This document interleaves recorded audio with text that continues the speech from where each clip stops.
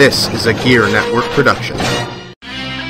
Coming to you live from Greece, New York, from the Gear Network studios, this is Talking Wrestling. Here is your host, J.C. Money.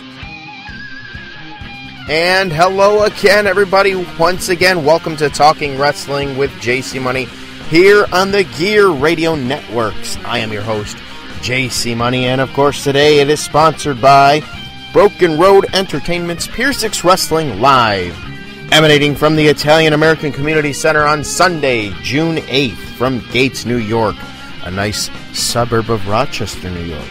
Tickets are $20 for front row, $15 for general admission, and kids 10 and under get in for just $10. Bring the clan for some great family entertainment. That's Broken Road Entertainment. Like that little pause I did there? That's great. You know that little slogan, true story, that little slogan, the Broken Road Entertainment story, the slogan in the back there? That was me. I did that. I created that. So, Pier 6, what's up? Hook it up with some money, man. Just saying. Anyways, coming off the heels of the past two weeks with the highest rated podcasts that we've done so far in the Gear Radio Network, we're going to follow it up with another long-time voice, another long-time personality, really, in the area, Scotty Bender, or Scotty the Body Bender, as I call him. His body is something to be desired, ladies, so don't worry about it, but I love you anyways, Bender. So we're going to talk a little Pier 6 Wrestling Live coming up. We're going to talk some history, some Rochester wrestling history. He's been around for a good majority of it. I met the guy in New Millennium Wrestling back in 2000 when I broke in. My first memory of him was, I think he was drinking a beer or something when he was calling the action. I'm not sure exactly what my first memory of him was. I'll ask him what his first memory of me was. I was a skinny twig toothpick, and, I owe Bender a lot. And a lot, I've heard some things, just always asking why, why do you continue to work for Scotty Bender? When he calls you for WrestleVision, you went there, you did the episodes, he called you for Pier 6, you went there. Well, truth be told, and Scotty Bender was very instrumental in one of my first breaks that I had. In fact, the first break that I had, as a rookie, I was put in a little bit of an angle with him and another commentator where, myself and Tiger Smith were jobbers, glorified jobbers. This was before the F was in Team FU, man. This was, long before we added the piss and vinegar to our characters. We were just two kids that were enjoying hanging out and doing wrestling, and we didn't really argue or complain much about, our spot at that time as rookies, where it's a lost art, where you may get thrown into a match, but you were told you can't do anything. There's no offense. There's no moves you can do.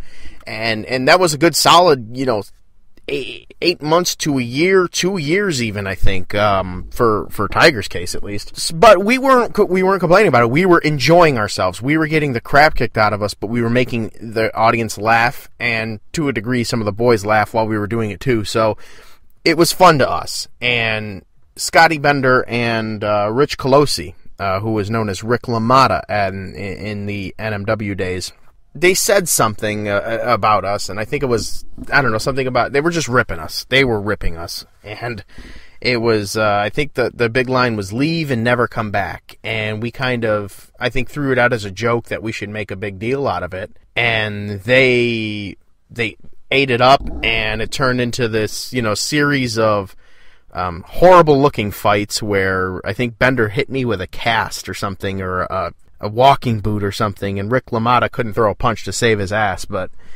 it was fun. And then after that, probably about a year after that, when he took a little bit more of a professional tone, as did New Millennium at that time, he reintroduced the JC Money character and really was instrumental. Him along with Spazman Simmons were very instrumental in the monster you see today.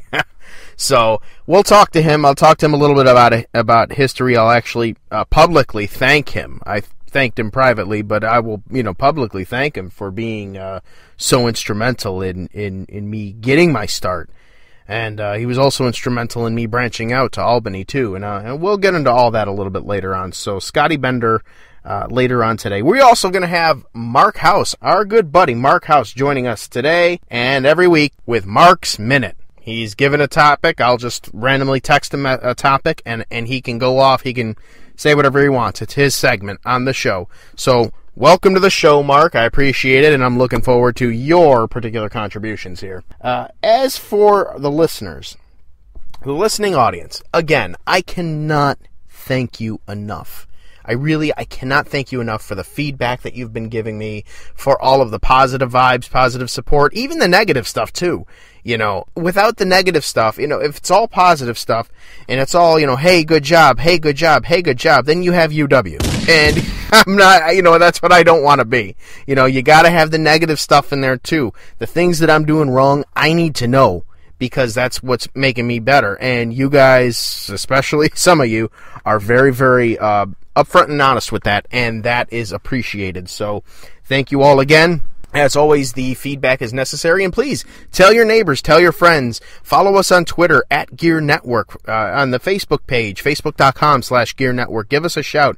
If you wish to donate to our cause, too, there's going to be a link for that. You can donate via the PayPal, any amount. Don't feel, you know, like you have to or anything, but, you know, if you're entertained by the product and you want to see more of it and you want to feel a sense of pride, contribution, I have the ability for that to happen. So look for that on the Pier 6 Wrestling page. Not the Pier 6 Wrestling page. Oh my goodness.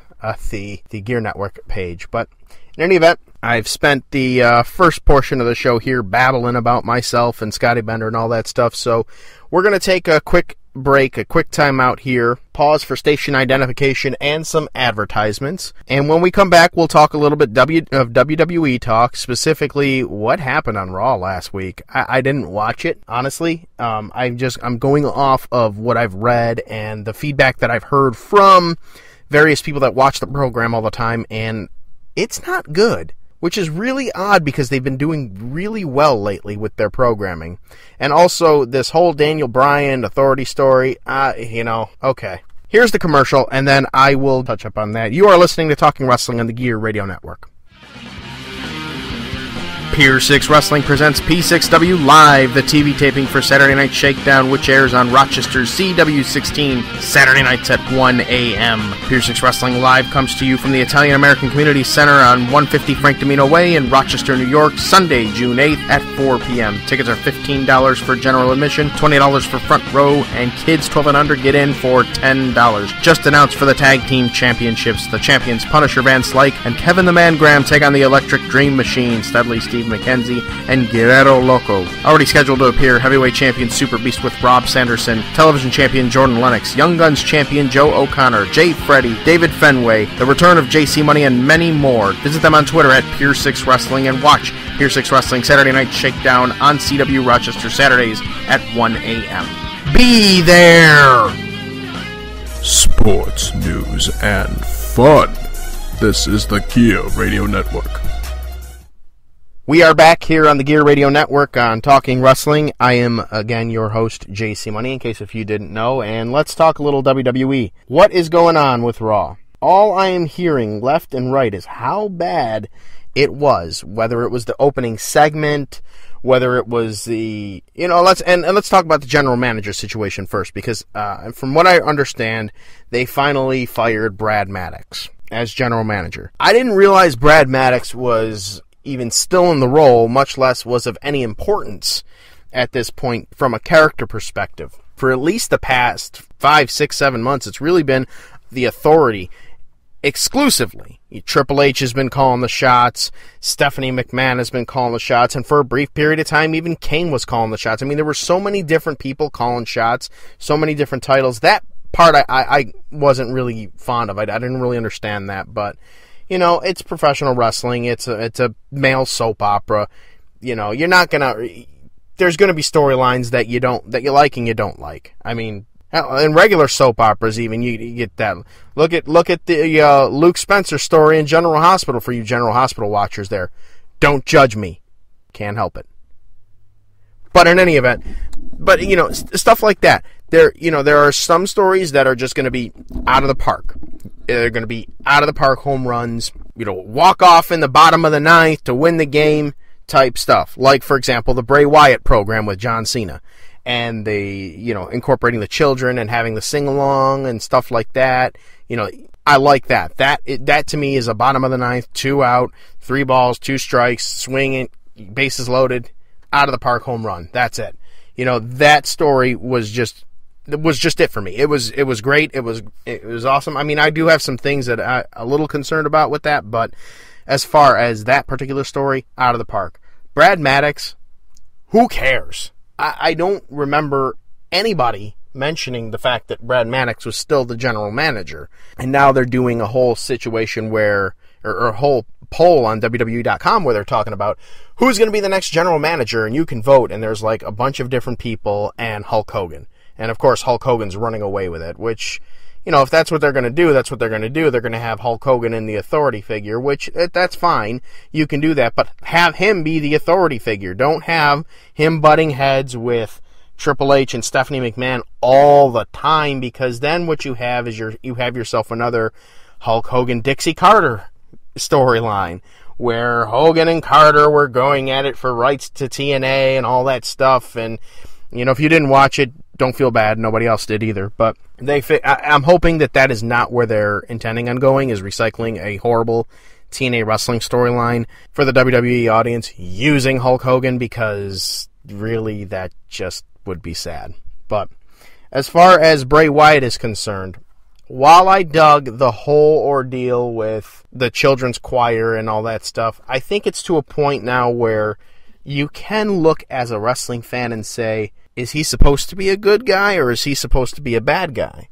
Wrestling fans are now singing along with Bray Wyatt, and I know they do that when they, catch on and they like somebody and all that, but, really, should they continue to do that every week? Are they trying to get him to be a good guy in professional wrestling? And if they are, then what does that mean for Cena? Obviously they're not going to turn him heel. He's too much of a merchandise money seller. Has 7 million freaking Make-A-Wish things. I mean, the guy is very corporate minded like that. So I don't really understand or get why they're continuing to have Bray Wyatt sing to the fans and sing along with the fans and interact with them like that.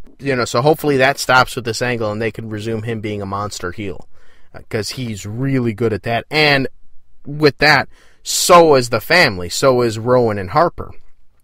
And I noticed that Rowan and Harper are now feuding with the Usos more for the tag team championships and stuff like that. They had a brief title run, which was stricken from the records thanks to Fit Finlay last week, where Harper and Rowan became the tag team champions, and then Fit Finlay came out of nowhere and told the referee what happened. They ended up reversing the decision, restarting the match. Usos won. They're still the champions. But I have a feeling, call it a hunch, by SummerSlam, Rowan and Harper will be the WWE Tag Team Champions.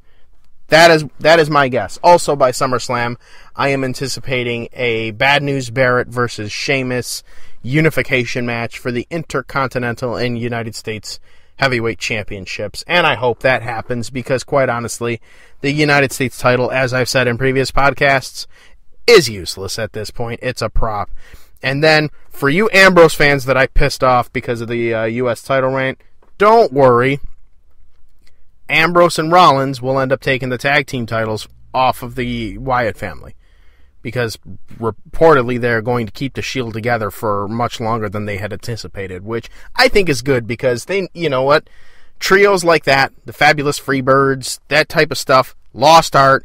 Glad they are bringing it back, not only with the Shield, but with the Wyatt family as well. And I hope that, honestly, those sets of trios stay together for a very long period of time, because wrestling needs that type of stuff. And, not everybody needs to be split up and needs to break up. I mean, remember the days when tag teams lasted a long time? Like, how long did the Hart Foundation last before they went their separate ways? That's just the type of thing that wrestling still needs and continues to, and has to have. It has to slowly start to go back to some of the fundamentals to make it interesting again. And I think they're doing that, slowly but surely. So, good there. And getting back to now the Authority and Daniel Bryan and everything like that. The Daniel Bryan injury is unfortunate. Very unfortunate. Thank God it wasn't much worse than it was. You know, when you're talking neck injuries and you're talking neck surgeries, that's a tricky thing. I mean, that thing messed up Steve Austin. And, you know, so Daniel Bryan having the minor surgery, the minor procedure, and he's still involved. That's great.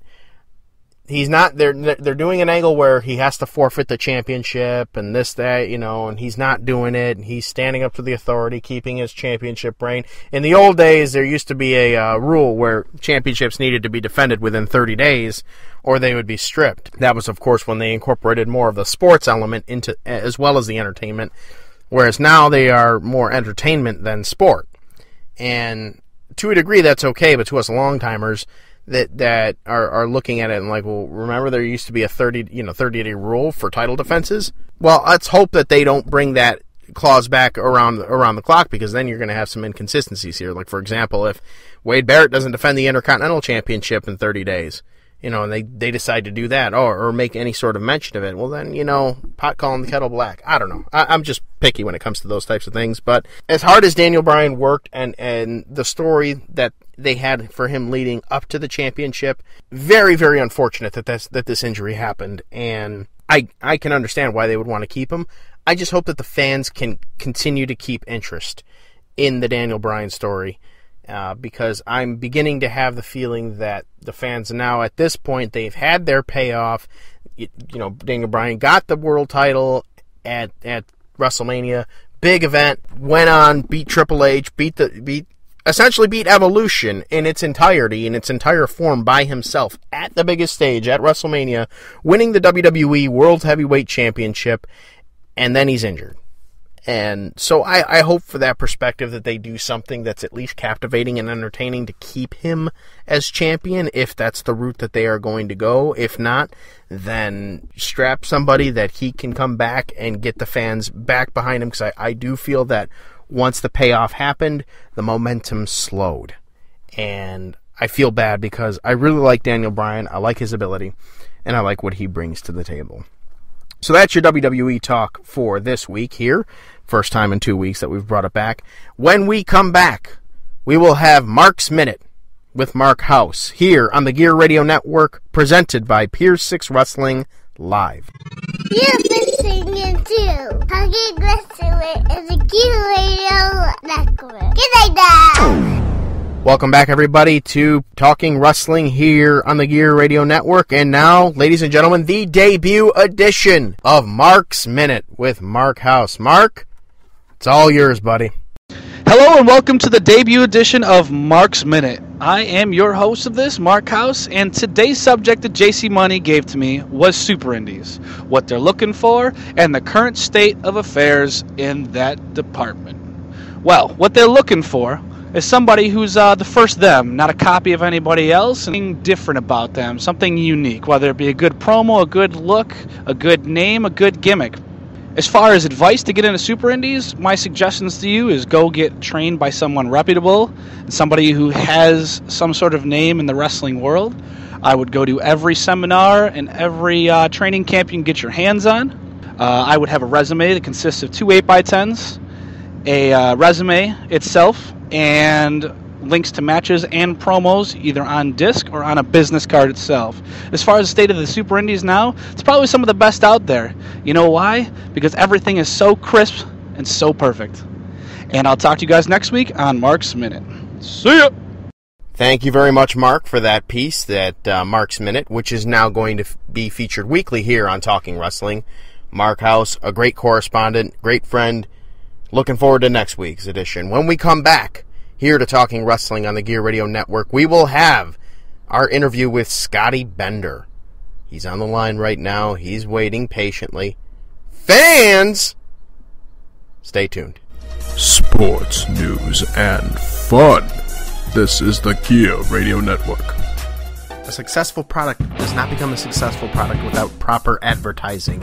If you would like your show advertised here on the Gear Radio Network, rates are very, very low to start off here. Give us a shout on Facebook, facebook.com/Gear Network. Send us a message. We can work out the details. Get your brand promoted here on the Gear Radio Network. Welcome back, everybody, to Talking Wrestling here on the Gear Radio Network with JC Money. And it is time, ladies and gentlemen. Yes, you've heard his voice countless times throughout the past decade or so, decade and change. I'll get the exact figures in a few moments. He was the voice of New Millennium Wrestling. He was the voice of WrestleVision for X amount of years. He is currently the voice of Pier 6 Wrestling. You may have also heard him on the infamous Joseph Sage commercial, Buy Here, Pay Here. Ladies and gentlemen, Scotty Bender joins us. Scotty, thank you for joining us. Fans! Mike, thank you so much. Fans! Really appreciate it. I've known you a long time, my friend, and was looking forward to coming on here today and talking to you. Thank you. Oh, thank you. I was looking forward to having you. For those of you out there that are listening, that there's no possible way that you could not watch local wrestling and not know the infamous Scotty Bender, his voice and everything like that. If you don't know Scotty Bender, then you haven't been watching long enough. But for those 2 or 3 folks out there that might not know who you are, Scotty Bender, tell us a little bit about yourself. Tell us how you got involved in the business and what drove you. Sure, I can definitely do that. Well, JC, it all started back on an infamous night at the distillery on Mount Hope. I had gone in there for a couple of adult beverages. Happened to have a long day at work, stopped in, and sitting across the bar, I saw a guy with bleached blonde hair and an ECW shirt on. Now, for all you fans out there, ECW at that point was really an underground type wrestling. Not too many people knew about it, but I knew about ECW because I was a huge wrestling fan growing up. So I kind of approached the gentleman and asked his name, and actually pointed out that he was wearing an ECW shirt, etc., and it happened to be the bad boy Barry Hardy. So that's how I met Barry Hardy at the distillery. So we sat down, we talked for hours, and he was telling me how he was running a wrestling shows above the Grind on St. Paul. And again, dating myself, all you folks out there, the Grind was like a club. Mm-hmm. Got on St. Paul Boulevard here in Rochester, and he was running wrestling shows upstairs, and then the club was below. So I started off ring announcing for Barry. And what year was that, Bender? Oh, that had to have been 19. Well, NMW was in 2000, so that had to have been 1999, maybe 98. Okay. And that was right before the NMW. That whole history there, that phase of my wrestling career. We'll get there. I met Barry. Go ahead. I said we'll get there. Go ahead. Yeah, absolutely. So I met Barry. We got talking. So I was doing some ring announcing for him.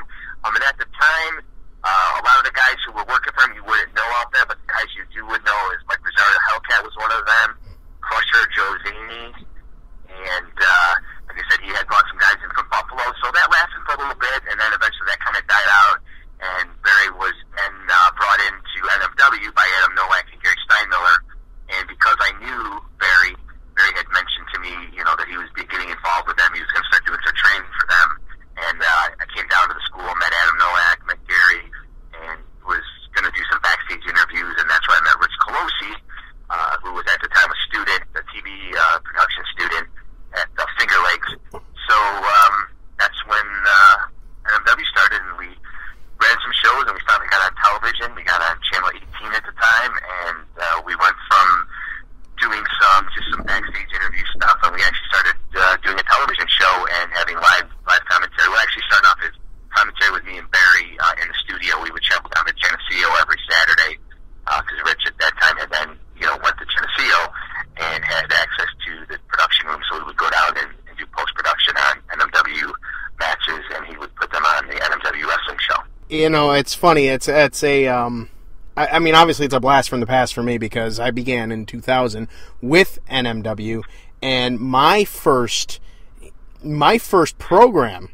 involved you and Rich Colosi. Myself and Tiger Smith, then known by his real name, were just a couple of enhancement talents. We're a couple of the young boys that getting our feet wet more or less. And I'm not sure how it happened. I think it was something that Colosi said that they should leave and never come back or something like that. And I don't know whose idea it was to play it up and do something like that, but you are largely, and I've gone on record and said this repeatedly, largely responsible for me personally, developing as a character and getting my opportunities. So, first of all, thank you for that.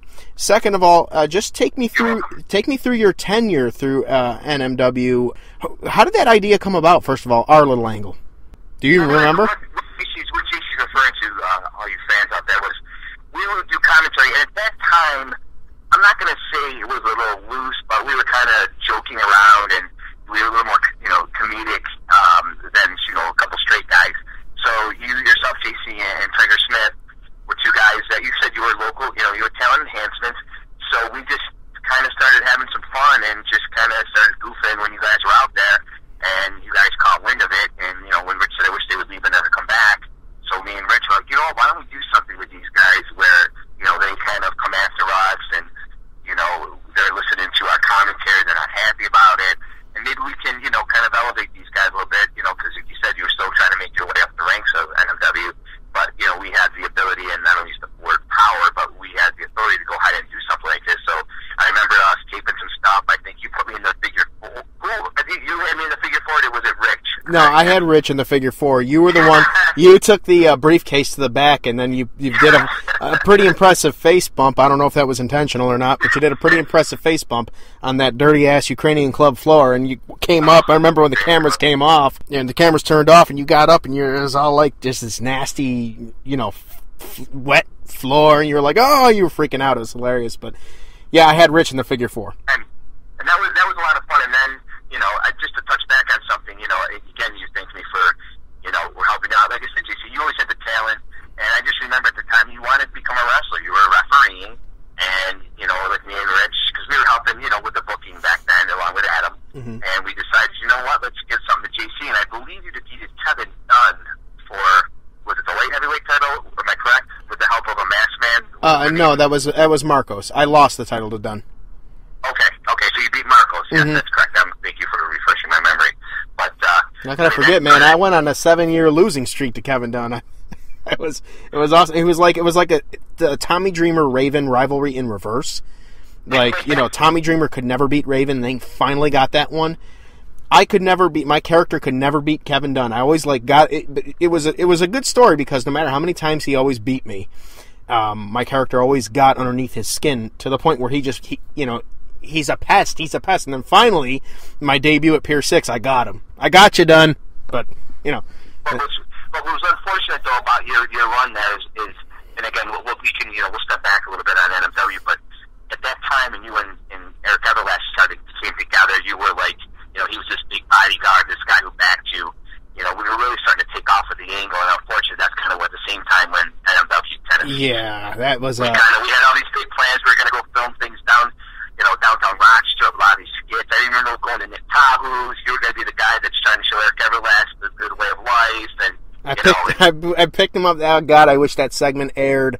Colosi claimed that he taped over it or something because it was back in the days of VHS tapes, and I remember how much fun it was, and I came and I was supposed to pick him up in a limo, and then I ended up driving my old 2-door broken down Cavalier that I had with all the freaking soda bottles in the back and everything, and then we shoved him in the back and he couldn't get his legs up. It was hysterical. It was really a fun time filming that whole thing. Was. I really still to this day clearly remember filming that and spending a whole day downtown Rochester just filming things. Yeah. You doing it, Rich. We used to have a lot of fun doing that. It was hysterical. It was a great run. It really introduced me to the business. I can't thank, Gary Steinmiller enough, Adam Nowak, because these guys are the ones that were, supporting it and running it, and they allowed me and Rich to kind of, I don't want to say take over booking, but we had a good part of it. Yeah, absolutely. What was going on. Absolutely. But, me and Rich were in a lot of the angles. We did have some input, at the time from Hellcat. He would help out. Barry would help out until, Barry's, unfortunately, is not good from MW. So, yeah, it was something that particular thing was something I carried with me for a while, and I'm glad, fortunately now Barry and I, we're cool, and we earned it out. We did business together in Pier 6, so that was cool. But yeah, I carried that with me for a while because he really was my mentor in the beginning, and it was kind of a letdown when he left. But it happens. You brought experience to the table. Again, he was in WWE, WWF, along with Gilbert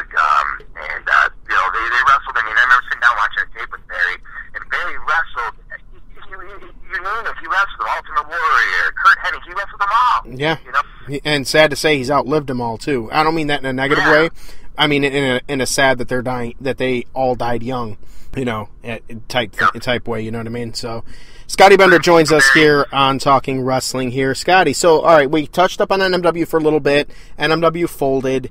WrestleVision comes about.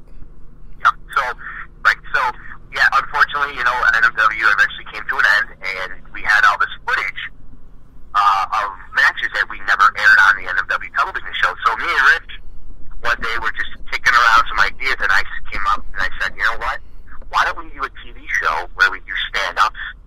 At that time, we had Handsome Randy. He was doing some commentary with us, the handsome one.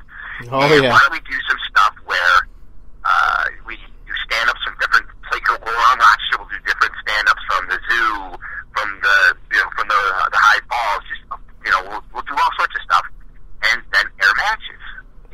In between these skits that we do. So that's really how WrestleVision came about. So Rich and I decided, okay, let's do it. And like I said, but then we started to reach out to other feds to see if they'd send us footage.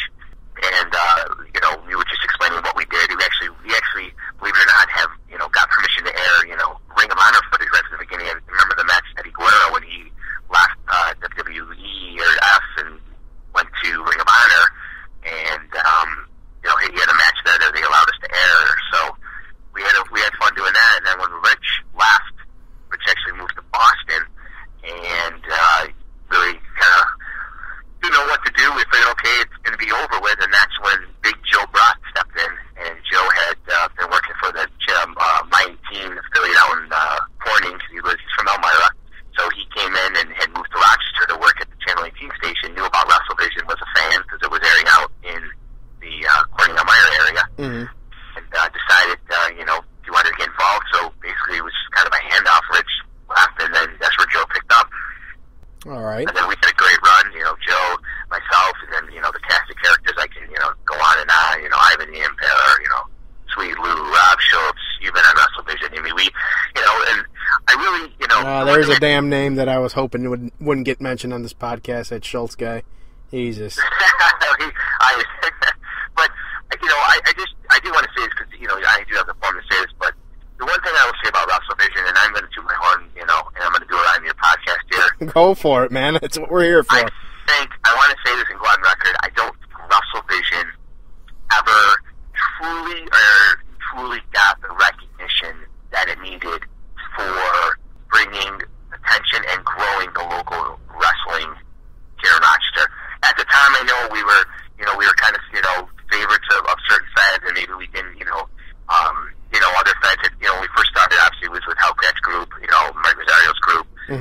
But I just feel like we really did a lot. We went to Buffalo, and we would bring Buffalo wrestling here. We went to ESW. No one knew what ESW was. No one knew what it was. But all of a sudden, it started airing in Buffalo, and guess what? Then their workers started coming over to Rochester and work, and vice versa. We went up to, Canada, Neo Spirit with JT Claire and the Canadian group, Sean Spears, Cody Deaner. I remember Cody Deaner when he first started wrestling, and we gave exposure to a lot of these feds that were in Western New York and in Canada. And again, I'm not saying give me all the attention and credit, but I just don't think we really fully got the credit that we did for local wrestling as far as showing matches and just the dedication. We had a weekly show. I mean, we would just 32 weeks of episodes in on a 52 week. Yeah, absolutely. I agree, and I enjoyed my brief run in WrestleVision too, as a contributor or whatever unofficial title I was there. The one thing that and it's you mentioned having a little bit of a, not in your words, these are my words here, but essentially saying having a little bit of a bias, so to speak. You were working a lot with Hellcat and NWA. At that particular time, I was working with Next Era Wrestling, helping build them. And, And I'm gonna say this because you're my friend, and and all that's in the past now. I didn't have heat, but I was a little disappointed that we didn't at least do some business with Next Era Wrestling and WrestleVision, because I really think that it certainly would have helped Next Era. I don't disagree. I don't say that now, especially at that time when we were trying to grow. But there were just so many matches and so many talents that were unseen, that were not working for Hellcat or ESW or anything. Like, for example, off the top of my head, Matt Bomboy, Din Mock, people like that. Mana was coming there. Mark Mandrake was coming there.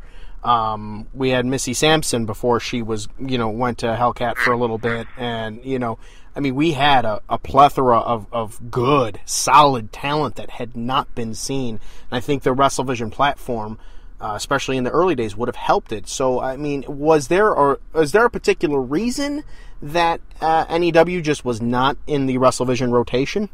Look at it, what do they say? Hindsight's 50-50, so, you always, you look back on things, and hindsight's always 20/20. Right.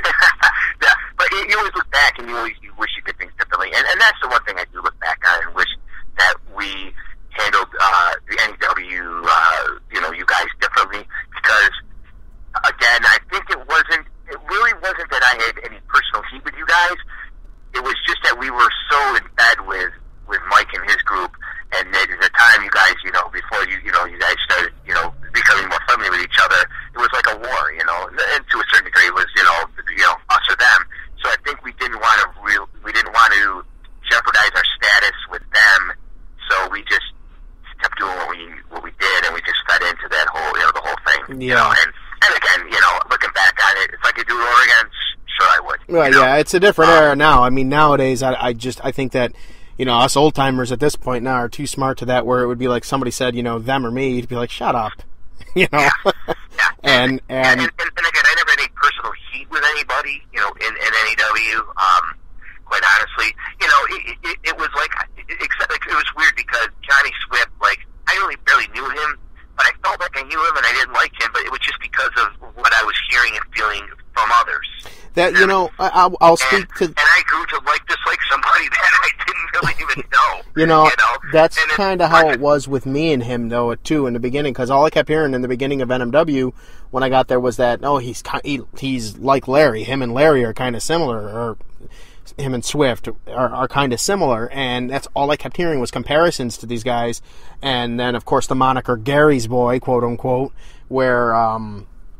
Larry was Gary's boy at one point, and then all of a sudden, Larry bounces and I come in, and I'm a smaller guy, and there's that happened. So I disliked Swift quite a bit before I actually met him and got to work with him, and thought it was. And then once I did, I got to realize he is an but he's a pretty cool.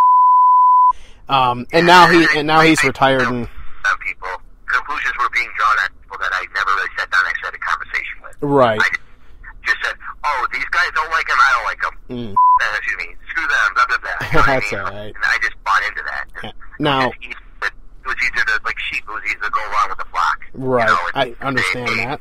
Now, there was one episode in particular that I wanted to speak to you about with WrestleVision. I don't know if you remember or know where I'm going with this, but there was a show that we at Next Era had where we were advertising the Heartthrobs after they had got released from WWE. And that was our big coup. We had Austin Rhodes. He was our talent booker, I think, at that time. And he got the Heartthrobs, and he got them on a pretty solid deal, and they were coming through to us. And there was this episode of WrestleVision, which was I didn't actually view it, but a lot of people did, and I heard a lot of feedback on it, where there was a lot of slams towards NEW, jokes towards NEW, where it was said, these guys are a bunch of people who are like, they're I can't remember the exact terminology, but it was something to the effect of flying a plane and not having a pilot license or something like that. And there was like inside jokes being said, and there was some derogatory remarks, some cutting remarks. Yeah. I don't remember the exact episode, but I do remember, I think talking about training, maybe, you know what I'm saying? Something like that. I don't think I personally was mentioned in that episode. I don't remember, but I don't think names were named. But I don't think anyone was personally named. I think it was just inferred. Yeah, but I took it. I really took it to heart. I really got mad, and I'm going to break my own code here by with the swearing thing here. I'll censor myself out, but I seriously was like, fuck WrestleVision, and I don't want to deal with, I'm sorry I was with that show, and I think I publicly put it out there on a forum where I was like, I'm disappointed in, some of my friends there and in this. I do. I remember that whole situation, and you're right, it was an episode that was kind of cutting towards you guys, and I was really written that way. I was hurt. I was more hurt and disappointed by that. Hurt that it came to that as far as, the NEW, NWA Upstate War was concerned. Disappointed because, again, you are largely responsible for me, and we have always been friends, and I was disappointed. I was disappointed in you in that aspect. So whose idea was it? I'm putting you on the spot. Whose idea was it? No, I'm going to say it was a collective group of ideas, and collectively. I don't think nothing. I'll put it to you this way: nothing would have aired, or nothing would have been filmed if all the participants didn't agree with it. Mm-hmm. It wasn't something where Joe came up and said, "Oh, let's hold some fun at NEW," and I stood up and said, "No, we're not doing that," and I did it anyways. At the time, again, it's the mob syndrome where you just kind of feed into something, and a lot of the hate in this country, people hate people just because other people hate people. Right. Race and things, and they don't even really have a reason. And I think it was just that, that type of mentality that we had is, again, we were in with, Hellcat in that group, and it was just stupid, sophomore humor that, we had the form to do it. And instead of, being this professional, we kind of just went in the gutter a little on that one. Right, yeah, and I'm sort of, I sort of do the same thing when I talk about other places like ECPW and UW, which really legitimately fit those descriptions and those sophomore jokes that you were saying at this point, but that's a different subject for a different time. Again, folks, Scotty Bender joining us here. We're going to take a quick commercial break at this point. When we come back, we'll talk Pier 6 Wrestling a bit, how that came about, and where you can see Pier 6. Actually, I'll air that commercial right now. We'll have more with Scotty Bender when we come back. Pier 6 Wrestling presents P6W Live, the TV taping for Saturday Night Shakedown, which airs on Rochester's CW16, Saturday nights at 1 a.m. Pier 6 Wrestling Live comes to you from the Italian American Community Center on 150 Frank Domino Way in Rochester, New York, Sunday, June 8th at 4 p.m. Tickets are $15 for general admission, $20 for front row, and kids 12 and under get in for $10. Just announced for the Tag Team Championships, the champions Punisher Van Slyke and Kevin the Man Graham take on the Electric Dream Machine, Studley Steve McKenzie, and Guerrero Loco. Already scheduled to appear, heavyweight champion Super Beast with Rob Sanderson, television champion Jordan Lennox, Young Guns champion Joe O'Connor, Jay Freddy, David Fenway, the return of JC Money, and many more. Visit them on Twitter at Pier 6 Wrestling and watch Pier 6 Wrestling Saturday Night Shakedown on CW Rochester Saturdays at 1 a.m. Be there! Welcome back again, Talking Wrestling here with JC Money, and Scotty Bender joins us on the phone. Scotty, we're going to talk about Pier 6 Wrestling now. We've gone through the WrestleVision years and all that. Pier 6 Wrestling came about, I want to say it was 2007 or 2008. I can't... Probably back in, I'm going to go back a little further. I think it was 2006 or 2007. I'm sorry, I'm a bad, just for you fans out there listening, I'm really bad with names, so... What happened? They all mingling together, so I do apologize, but you're probably about right. No sooner than 6, but no later than 7. All right. So what happened? How did that come about here? All right. Well, what had happened was I was doing a WrestleVision with Joe Brott and Ivan the Impaler. At that point, not to step back with WrestleVision, but at that point, it really was a three-headed group. It was me, Ivan, and Joe. Joe was the producer. But by the way, I just want to say. Go on record to say it was a pleasure working with Ivan the Impaler, and hopefully someday I'll be able to reunite with him and do some commentary because, he was a good friend. I don't talk to him as much as I should, but, and the same with Joe Brott. Joe Brott's a talented producer, production guy. I mean, he does some local high school, some local sports shows here in Rochester, and, he's just very talented, and it was a pleasure working with those guys, but I just wanted to go to close the rest of the segment by saying that. Yeah, so, Ivan, you're cool. Joe, I got no problem with you anymore. What's in the past is in the past. So. Yeah, no, but I just, like I said, I just want to go on record to say it. They're just very talented and very just He is. Joe's Not for nothing. Joe's like 6'40". So, Not for nothing. Joe's like 6'40", and he'll kick my ass anyway. So. yeah, he's tough. Yeah. We had some businesses on the road traveling to Canada and doing ballpark brawl, things like that. So, anyways, I got a call from Adam Nowak. Now, Adam and I go back to 2000. Adam was the big part of Adam W. with Gary Steinmiller.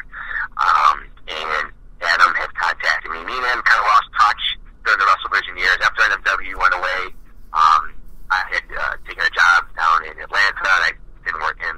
Again, that's a whole other story, but we just kind of lost touch.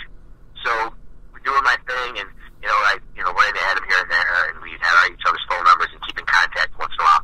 But I got a call one day, and he said, "Hey, you still interested in doing some wrestling?" And I'm like, "Well, I'm doing WrestleVision." And he's like, "No, actually, doing wrestling like a Fed." And I'm like, well, "What do you mean? Talk to me more." Adam had gotten a good deal on a MMA. It was an MMA ring. A guy had sold. A guy made an MMA ring. That the guy that Adam knew who made rings had an MMA ring, had a cage, and sold to Adam cheap. So Adam bought this ring, but it would still be used as a wrestling ring. Yeah. So Adam had called me and said, "Hey, you still interested?" So he's like, "You want to come look at the ring?" So I'm like, "Sure." So I went to the ring. So then, and I was still working with Joe and Ivan. And I know at this time, WrestleVision, we've been doing WrestleVision for a while. So we were, it was time to for a new challenge, time to switch gears. So I knew Joe, Joe's also very talented when it comes to booking ideas, and he's got some really good ideas. So I approached those guys, said, and they kind of knew who Adam was from the past, from NMW, and obviously Ivan knew him from NMW. So we all got together and decided, hey, let's start a wrestling fest. Okay, we've got the TV, because Joe had TV at Channel 18 still. So I had the connections with workers because of the fact that with WrestleVision, I had new guys in ESW, I knew guys in Neo Spirit, I knew guys, I just knew guys from doing WrestleVision for all those years. So basically, we all sat down and decided to do a wrestling, do a wrestling show, Pier 6, do it as a TV type big show. And that's how that started. Then Adam went out and found a space out in Hamlin to store the ring, and had the ring out there, and wanted to do some training, get some students out there.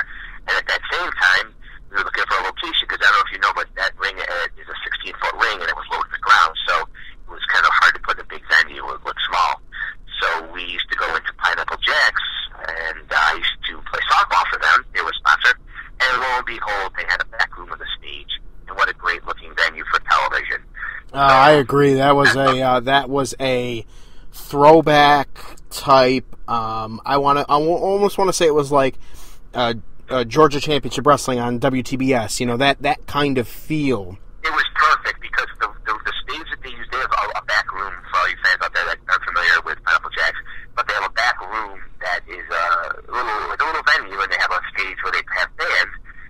The ring, we talked to the owners of Pineapple Jacks. They were up, they were interested in doing wrestling, and they definitely wanted to bring us in. So we went and, one day, we wanted to make sure the ring fit, so we all went out there, floated the ring, and put it up, and made the ring fit, and Joe came down and took shots of it, and made sure it looked good on television.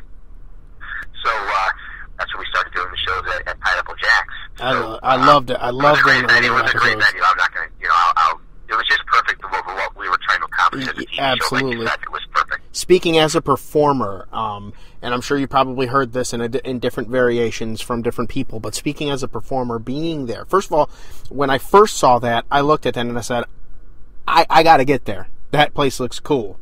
And then, for one reason or another, in the beginning it didn't work out, and then you brought me in a few years later, like 09 or... I don't know. I don't remember. Maybe it was 09. But in just going out there, it had, to me, the only way I can compare it, and for you longtime fans out there, it had the look of Georgia Championship Wrestling, the studio show on TBS, but the feel of an ECW crowd. It was small. It was tiny. One of the tiniest venues I've ever worked in, but yet it was one of the just coolest places to be. I loved it. I absolutely loved it. I loved the way it came out on television. I loved being there and looking at it. I couldn't find anybody that wanted to actually, be on the outside and me jump off the top rope on that stage to the outside with a flying crossbody. Nobody wanted to take it from that height, but my favorite memory, though, besides the Gilbert match, was when Brody Lee gave a big boot to one of the Pineapple Jack's drink things, and then didn't he smack Jesse too? Yeah, Brody Lee, probably fans up there, is Luke Harper in WWE. I don't mean to make a plug, but that's who he is. So yeah, he had some memorable matches. There's some of the matches he's had, some of the with Rick Matrix, and just, you know, and the excitement when Brody Lee's music hit, the fans would just go crazy. And yeah, him with that, but Pineapple Jack's used to have again for the fans out there. We had a blow up Bacardi bottle, and Brody Lee brought it down after one of his matches and started putting the big boot to it and basically started beating it up in the ring, and the fans just went nuts. It was one of the honest to God. And honest to God, I was laughing. There's not very much with wrestling or local wrestling. I mean, I don't know. I kind of like the corny stuff. You know what I mean? Like, you know, for example, like Adam Rose in WWE right now. I know that he, you know, behind the scenes or whatever the dirt sheets are writing about, you know, maybe he's a flop or anything like that. I don't know. I saw the bunny and the dancing thing, and I thought it was great. I thought it was hysterical. It's those types of things that I like, and I remember when I saw him do the big boot to the Bacardi bottle, I was freaking in hysterics. I thought it was great. So, It was like I said, that was one of those things that, you know, wasn't scripted. It was just happened. You know, it just, those are the best times. Speaking of the unscripted stuff, we were talking off the air about this, but I'm gonna ask you on the air. Andrew G. Mullen hip tossing me in the match. That was probably one of my favorites. The match, you know, not to blow your own horn, but that match with you versus Gilbert in the whole A. Mullen spot, it was probably one of my favorite matches in Pier 6 history. I mean, you know, probably top 5, and there's been a lot of good matches, but I just, for that match alone, for the story you told, and Gilbert, it was just, I didn't expect, I knew it was going to be a good match, but I didn't expect that. That's a match that I could just watch over. It's like a Seinfeld. I love Seinfeld. I can watch Seinfeld episodes over and over and over. That's a match I can watch over and over and over. Yeah. And I don't get sick of it. No, I enjoy, like I said, like I told you off the record, I'll say it on the record. I enjoyed the match, and I enjoyed the story that was told. My only gripe with it was the whole undefeated streak thing I was trying to build. I was trying to give it to a younger guy, but, you know, business is business. It is what it is. We worked around it. It was cool, but when I watched the match and I saw heard just the natural reaction from you and Rob Sanderson when that move happened, it was very similar to the natural reaction I heard when Brody Lee kicked the Bacardi bottle. That type of raw emotion, I think, is what separates you from any other local commentator that I hear on various different platforms or whatever. So, as far as commentating is concerned, how did you get involved with the commentating aspect? Was it just one of these, you just sat down, grabbed a headset, and went, or did you go to school for it like Sanderson did, or? No. Again, we were at NMW. Rich had gotten a television show at it was, you know, Channel 18, and it was big TV at the time, and Rich was doing some intern work there, and talked to the owners at the time about doing, because there are different owners now than there was back then, and they were looking for local programming, so Rich talked to them about doing, you know, having our wrestling show air on there, so he went and, you know, we needed commentary, and it was just really because we were the only guys that Rich knew. I mean, me and Barry, you know, he knew other people, but it was just kind of fell into it. Yeah, that's, not like a selection process. It just was like, okay, you know, Barry had told me, hey, I can do this, you know, I can help carry this, and then, you know, I said, sure, I want to do it. I've been a long-time wrestling fan all my life. I mean, one of my all-time idols, you know, favorites is Gordon Soley. I watched Georgia, so, you know, I know how important it is for commentary. It's amazing how, again, you could have a great match with no commentary versus a bad match with great commentary, and, right. You know, absolutely.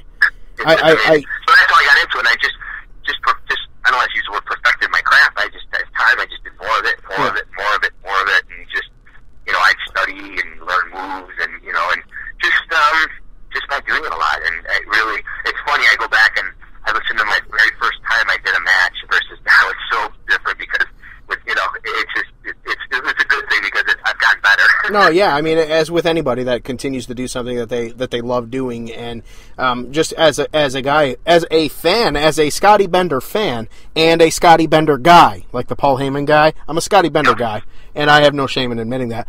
But watching you grow in your role, and you know, even in NMW, starting off is like you said, you know, kind of like the jerky boys with you and Colosi, and then you towards the end you were really taking it more seriously, especially when we got on big TV. And yeah, you have the humor there and everything, but you're really good at what you do. And then even to the degree I watched what was it? I think it was a match the other week that aired. It was I want to say it was Super Beast against Sean Carr, and there was a low blow in the match somewhere. And then classic Bender said, oh, the kick to the nuts, you know. So, I mean, you mix the element of, like, you know, the knowledge of the wrestling, but then you have your little wit in there, and it's very unique. It's almost Joey Styles-like, you know what I mean? Is like that fans? Fans, you got a catchphrase, Bender. But I've just enjoyed it throughout the years. I've been very fortunate to, you know, to have the opportunities that I've been given. I mean, we can go on and on. Again, you know, another great experience, Ballpark Brawl. That's a whole other conversation. You know, down in Buffalo with Chris Hill and calling matches, you know, at ringside, and with calling matches with Mick Foley or. Well, I'll tell you what. Why don't you save those stories, because I plan on broadcasting a special Talking Wrestling from the site of Pier 6 Wrestling Live on June 8th. At the Italian American Community Center. So, yeah, I mean, definitely I want to get you in on that one, too, and you can tell maybe a few more stories and things like that, get to know the talent or whatever. But I know I plugged it. I know I've played the commercial a couple of times here because you guys are the sponsor. Bender, tell us about Pier 6 Wrestling Live and what we can expect to see there. Sure, absolutely. Yeah, so basically, you know, a little history. So, you know, I mentioned Joe and Ivan, and you know, they unfortunately had left the company. We brought in Jonathan Ash, who now does the production. He's a guy. They're talking about growing. He's a guy who, if you look at his work when he first started versus now, the guy's grown a lot. He does a great job, and he just keeps growing. And you know, I'm proud to say that you know, he's part of it. He really has done a great job. So I just wanted to get that plug in there. But yeah, Pier 6 Live. We are doing a show June 8th at the Italian American Community Center, 150 Frank Domino Way off Manitou Road in Gates, and it is a TV taping.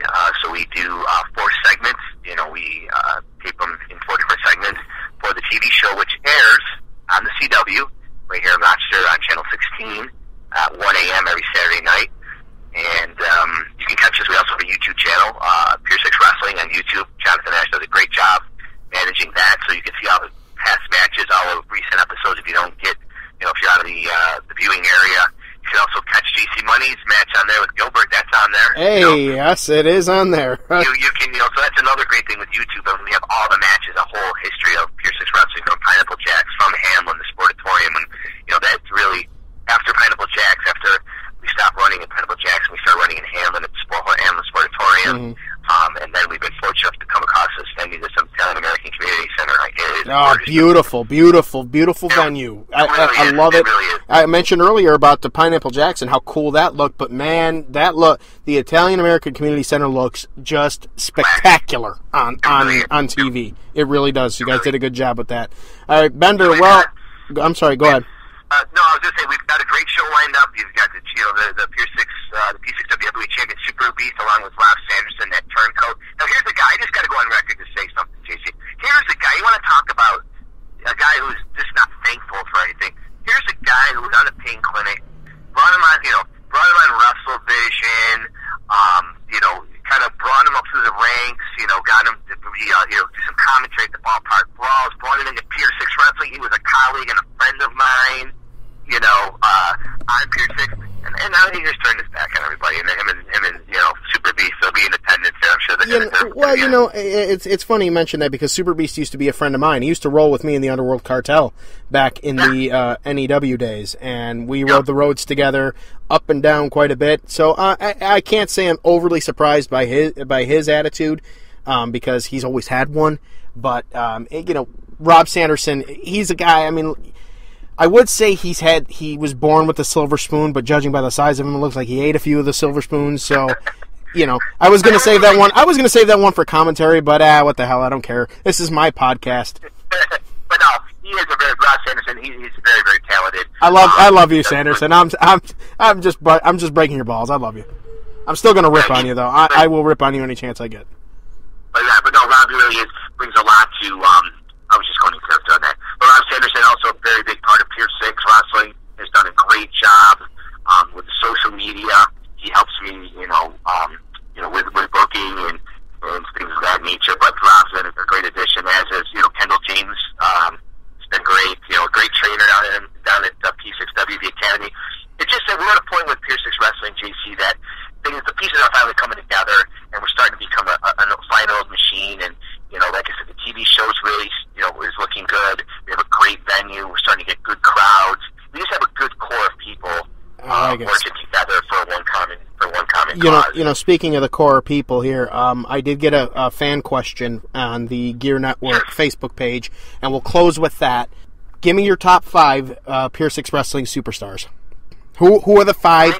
Who are the 5 people that fans should look out for? Jay Freddy. Okay. Brandon Thurston. Okay. Jordan Lennox. All right. I beat Jordan Lennox. I know you did. I want to give credit to a guy, kind of an unsung hero. I think he's done a great job. Our Young Guns champion, Joe Connor. Okay, Joe Connor. I'm going to tell you right now, fans, I'm going on the podcast. You watch this guy. I'm telling you, he's keep your eye on him. Keep your eye on him. And this guy's part of a tag team, but as far as a singles competitor, I think this guy is, the sky, the moon's the limit for him. Sean Carr, okay, yep. Carr. Sean Carr stole my finish. Damn you, Sean Carr. Well, you can tell me that on June 8th when you see him. Oh, man, I broke his balls about that. I think it was my last show, as a matter of fact. But the show that I got injured on, I saw him do the frog splash, he was 2 matches before me, and he came back, and I didn't tell anybody. I just started lighting into him, and he looked like I felt bad for the poor kid. He looked like he was going to cry. And then and Ivy Green and Chill, or rather Ivy Green and Cage were kind of like, what, is he kidding? Is he not kidding? What's going on? And I was like, yeah, I'm just kidding. And only Killer Kumpf was the one that caught that. Was the one that caught my eye, the smirk on my face. So he knew and he played along. So that was funny. But yeah, Sean Carr. But June 8th, again, Pat, you got the 3-way for the television championship. You've got Jordan Lennox, the current television champion, versus Brandon Thurston, versus John McChesney, who's been a big part of Pier 6 Wrestling through history. He's been around, had some big matches. Yes, we all know John McChesney, and I read something on a new wrestling news site that he actually did something for charity, I think, with it. Oh yeah, with one of his shows. Absolutely right. He raised money for a child who needed, had some health issues, and it was a big turnout. And it's not to say that everyone thinks wrestlers, are these guys that live at home, live in their basements. Well, most of them do, but no. But there's really a bunch of good guys out there that really care, and they care about other people, and they want to help other people. And here's a good example of someone doing that. Yeah, absolutely. And you know what? For a long time, I was a wrestler first, and then I got married, have kids. I'm a parent first, so when I read that, I was like, this dude, even if I had never seen him wrestle, and I have, and he has my respect because he is that good. Yeah. But having read that, the dude has unlimited respect for me because of what he did for that kid. So, McChesney, if you're listening, if you are, though, much props to you. I'm going to shake your hand twice over when I see you on June 8th. It's kind of like, with John Cena. I'm not going to lie to you. If John Cena's listening, personally, as far as a wrestler, I hate John Cena. I'm a John Cena hater. I just, I just don't like John Cena. I don't like the character. I just don't like it. But what that guy does, I think at one time I read he was the #1 Make-A-Wish request. He still is. And I didn't know if he was so. But think about that. So no matter how of his matches or what he does, I always go back to that point for what he does for sick children. And John Cena has got my respect in that aspect. It's that comes before the wrestler. Him Absolutely. doing these who are going to not have much life left. And one of their wishes is to meet somebody. Can you imagine that? Yeah.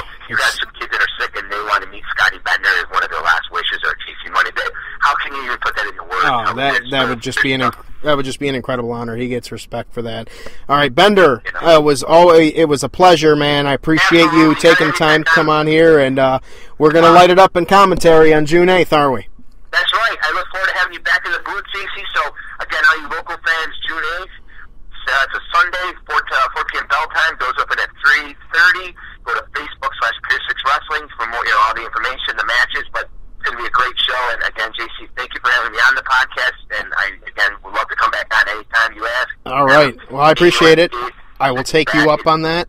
And just for before we disconnect here, give me a buy here, pay here. I mark out for that so much. Right. Buy here, pay here. Ah, there it is. All right, Bender, thank you. And also, wrestling fans, you can catch me at Rock City Roller Derby on June 14th. I do overhead announcing for Rock City Roller Derby right here in Rochester at the Bill Gray's Iceplex. So you can check out their page, but I also am involved in that. All right. Well, you know what I'll do? I'll search it up and I'll throw it up on the Gear Network Facebook page. Absolutely. All right, Bender. Appreciate it. All right. Thank you. And one last time, fans. All right. Ciao, ciao. All right, buddy. Nice talking to you again. And fans, continue to support wrestling. Thank you. Scotty Bender, ladies and gentlemen. Great interview. Great interview. Great guy. Longtime friend. Largely responsible for JC Money's official, first serious push. Responsible for getting me out there. Bender, I can't thank you enough for what you've done for me personally, for what you've done for me professionally, and for coming on my show. I appreciate it immensely. And I can't wait as well. Buy here, pay here. I love it. I can't wait till June 8th as well, buddy. We're going to be in the commentary booth doing what we do best. Having fun and calling the sport we love. All right, Maestro, you know what time it is. Thank you very much, Maestro, for the music. And thank you, Marc House, for the premiere edition of Marc's Minute. Thank you, listeners, for taking a listen here. And thank you, Scotty Bender, not only for joining us on Talking Wrestling today and providing some insight and some history and great discussion and dialect, but for everything you've done for me personally and professionally. You're more than welcome anytime to come on the show. Like I told pretty much everybody I've interviewed, door is wide open for you. Next week, another big one. Jonathan Ash, the executive producer of Pier6 Wrestling, Shakedown Television, senior official, very controversial figure behind the scenes. I'm going to ask him everything that comes to mind. So likely those that are too much of that are too scared to say anything, or I don't know how you can be scared when you look at Ash, but those that are worried about being politically correct, yeah, I'm not that, and neither is he. So it's going to be great dialect. It's going to be a good time. We're also going to talk about Pier6 Wrestling, because at that point, the show will then be a few days away. And speaking of the Pier6 Wrestling show, we will be broadcasting a special edition of Talking Wrestling that will have taken place at the show. We're going to get interviews with a bunch of different superstars there at Pier6 Wrestling, talk some show, get some feedback, all that type of stuff. That will actually air on Monday, July. Wow. I'm ahead of the game, aren't I? That will air on Monday, June 9th. So look for that. And that's about it. So the specifics here. This is a copyrighted podcast of the Gear Radio Networks, and any rebroadcast or reproduction of any kind, without the express written permission of Gear Radio Networks or myself specifically, is strictly prohibited. One programming note, again, I might have mentioned this earlier on. I don't remember because the interview was pretty awesome, so it took me back down memory lane. But Beyond the Smoke with Mr. Perez joins the Gear Radio Network lineup this summer. So it's going to be a great show. I'm very happy about that. Look forward to that. Thank you, Perez. Welcome to the Gear Radio Network team. The executive producer for this broadcast is Mrs. Dawn Cimino. And on behalf of her and the rest of us here at the Gear Radio Network, we'd like to thank you for tuning in. This is JC Money saying until next week with Jonathan Ash. So long, everybody. Good night now.